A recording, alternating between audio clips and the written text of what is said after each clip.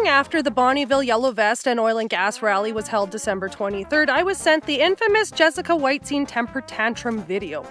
And initially, I only watched the first few minutes of it because, to be honest, it was one of the most moronic things I have ever seen.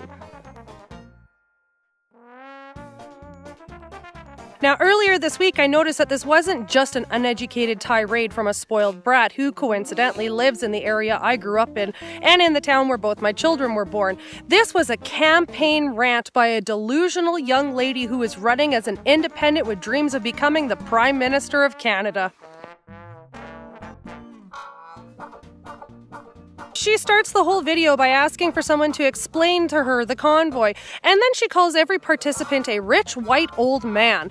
Now, I have relatives and friends who participated in this rally, and they're from various ethnic backgrounds. These are families with young children. These are young women and men who have all been affected by the oil and gas downturn, and they participated. I could get past every second word being an F-bomb and her incessant clapping into the camera like a Jersey Shore cast member.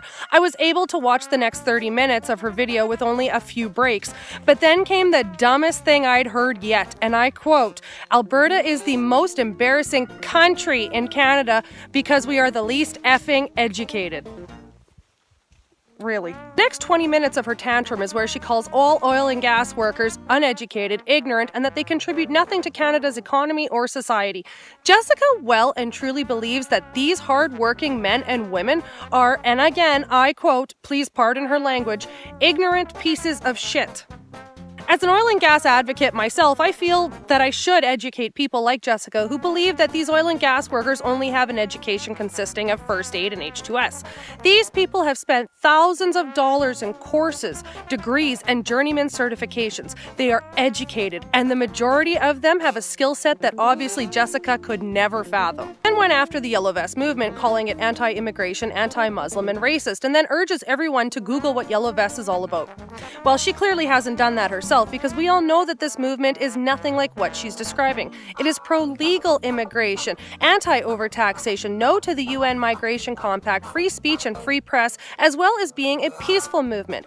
This is something a political candidate should know, especially one with dreams of being a prime minister. By this point, I had watched her scream and clap into the camera more times than I could count, and I was ready to turn the whole thing off until she pulled out a white pillowcase. And what was Jessica gonna do with that? Well, to quote her again, I was gonna put this on my head and pretend to be a KKK, but someone would screenshot that.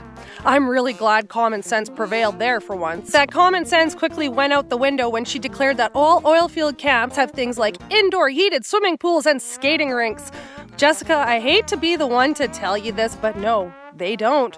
My husband has spent quite a bit of time in places like Wabasca Camp, and they're not the luxurious 5-star hotels that you claim them to be. But then she revealed a campaign promise while holding a Canadian marijuana flag. If she's elected, she'll turn those fancy oil and gas camps into solar-powered weed grow-ups. She ends her temper tantrum video shouting that she needs a Xanax and then walks around looking for her pants.